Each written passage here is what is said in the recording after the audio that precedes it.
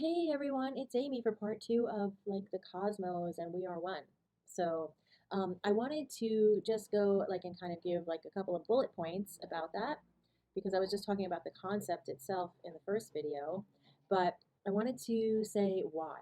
So, and the first thing I'm going to do is I'm going to bring up something which philosophers and spiritual traditions talk about, and that is that the cosmos is a sacred being that I'm not using the word God or whatever, but it is a conscious, a vast consciousness. And first of all, we are just tiny little dots in this vast universe that it's limited by our senses, so it's even hard for us to kind of this vastness to even understand it. But um, basically, the traditions teach, and there's a lot of philosophical ideas that there's a vast, vast consciousness, and that we are part of it. So as such, it is sacred. So maybe we can honor the sacredness of it and not take it for granted. That's my opinion anyway. Okay, so the other thing is that we all know that there's constant change, right? Everything is always changing. I mean, if you take a series of pictures of you from the time you were a kid until you're an elderly person, I mean, that's a linear view of it, but you'll see how you've changed, and you'll even see in 1 year how you could have changed. Actually, if you search YouTube, you can sometimes see people do these videos are really cool where they have a daily thing and it shows their change. Okay, so that's one thing which is really interesting to see. So, but we're dynamic, we're dynamic beings, and everything in the cosmos is dynamic. So it's dynamic energy, not static, not inert, but dynamic system of energy and matter. And so, as I said, I think I mentioned the stars in the first video, but stars are born, they live and die, and then galaxies live and die, and black holes suck stuff up and spit it out. I don't know where, but or destroy it. Anyway, it's a ever alive and evolving being, and that's pretty magical. So that's the other point. Then let's go on to the other idea that there are ecosystems that are whole systems. They're not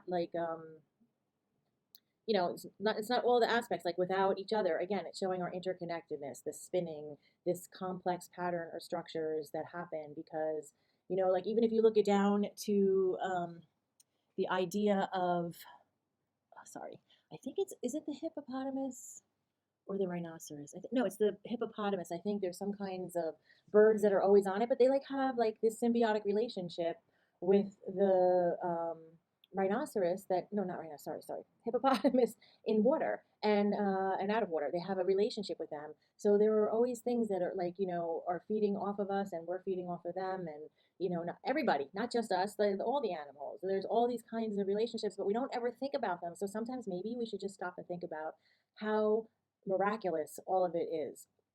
Um, and then there are emergent properties, which means that, okay, let's see, how do I say this? Okay, duh, this is a pretty good one. So, duh. Okay, so we have a brain, right? But the brain itself, it's a blob of gook in your head, right? But consciousness emerges from that brain. It's it is a receiver and a, what's the opposite of a receiver? A giver, a receiver, intaker. I don't know. I can't think of an electronic thing to think of. Anyway, so yeah. Okay. So anyway, that's probably one of the more complicated ideas I would think in my little list here. But and then of course the main thing, which is, oh look, there's Kiki in the background. He's like, where is my brother? His brother's having surgery right now. Anyway, so yeah, so that's the interconnectedness of everything in the cosmos is interconnected. So smallest things that we can't even comprehend, the empty matter and the protons and the neutrons and the electrons and the whatever, all the emptiness and all of it gets down to nothing, nothing, dark matter. Anyway, all of it, we're a unified living system. That's my point in my second video on We Are One. So I want to talk about this because I would love to hear from you in the comments because we are all interconnected, and let's try to remember that. I know it's hard when we're taking our kids to school or going grocery shopping, or we're not thinking about that. We're thinking about daily living tasks or going to work and writing stories or making art or whatever we're doing, we're not always thinking, actually, maybe when we're writing stories or making art, we're probably more connected then. So if maybe that's a good way for you to start to